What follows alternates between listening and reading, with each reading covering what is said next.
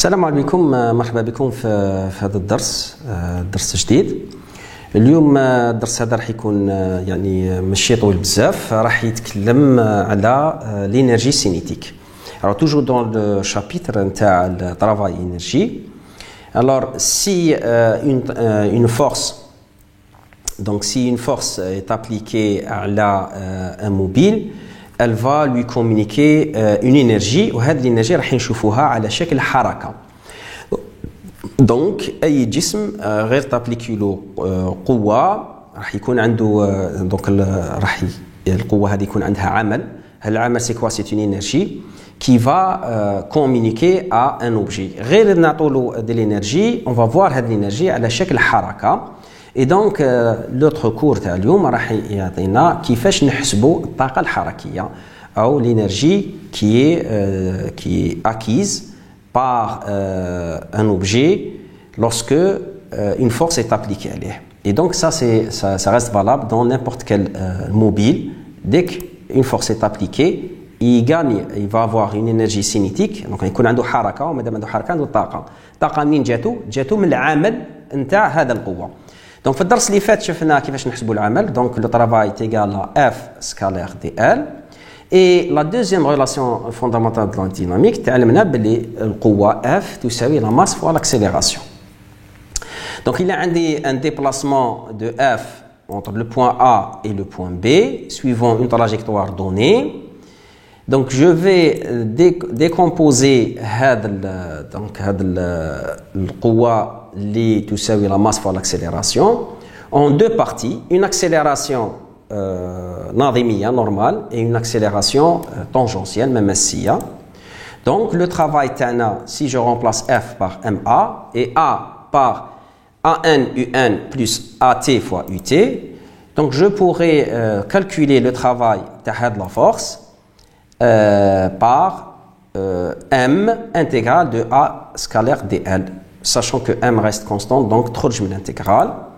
Et là, je remplace A, l'expression تاعو AN et AT. نوزع الجداء السلمي تاع dl. Donc j'aurai M fois alors AN fois UN scalaire dl plus AT fois UT fois scalaire dl. Or UN عمودي دائما على المسار، donc la partie الاولى تروح بزيرو. التسارع الناظمي جي عمودي على المسار، donc برودوي سكالار الجداء السلمي يكون معدوم quelle que soit la situation.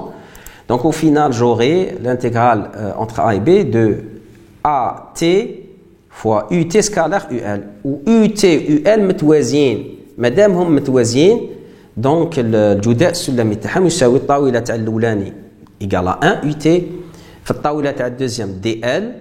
دونك في الكوسينوس الزاويه كون متوازيين وبيناتهم في نفس الاتجاه، دونك تيتا ايكال 0 كوسينوس 0 ايكال 1.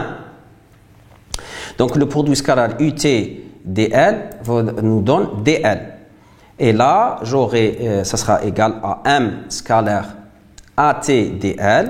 Et AT c'est dv sur dt. C'est la dérivée du module ou de la vitesse. De là, j'aurai le travail égal à M intégrale de dv sur dt fois dl. Je déplace le dt نديرو تحت le dl. Et là, j'aurai dl sur dt, c'est la vitesse. Donc, le travail, c'est égal à M intégrale de v dv. Et l'intégrale de v dv est égal à 1 demi v au carré. Et là, entre VA et VB, je mets les bandes d'intégration entre A et B. Au final, j'aurai le travail de la force F est égal à la différence entre deux fonctions. La première fonction, c'est 1 demi M, la vitesse au point B au carré, moins 1 demi de la même fonction, M fois VA au carré. D'où la relation, le travail d'une force, c'est la variation de l'énergie cinétique. C'est une fonction qu'on appelle énergie cinétique. Et cette énergie cinétique, c'est 1 demi la masse fois V au carré. Donc l'expression 1 demi mv au carré de l'énergie cinétique vient de là. Et là, une relation importante, le travail d'une force, c'est égal à la variation de l'énergie cinétique. Alors, généralisation, on n'a mis aucune condition dans notre calcul, quelle que soit la force, quelle que soit la trajectoire. Le travail d'une force est égal à la variation de l'énergie cinétique. Et l'énergie cinétique, c'est égal à 1 demi m fois v au carré. Si c'est un système tournant, qui m'a fait le cours numéro 17, si c'est un disque qui tourne, donc on va avoir l'énergie cinétique 1 demi, la masse va être remplacée par l'inertie et la vitesse qu'on connaît va être remplacée par la vitesse angulaire.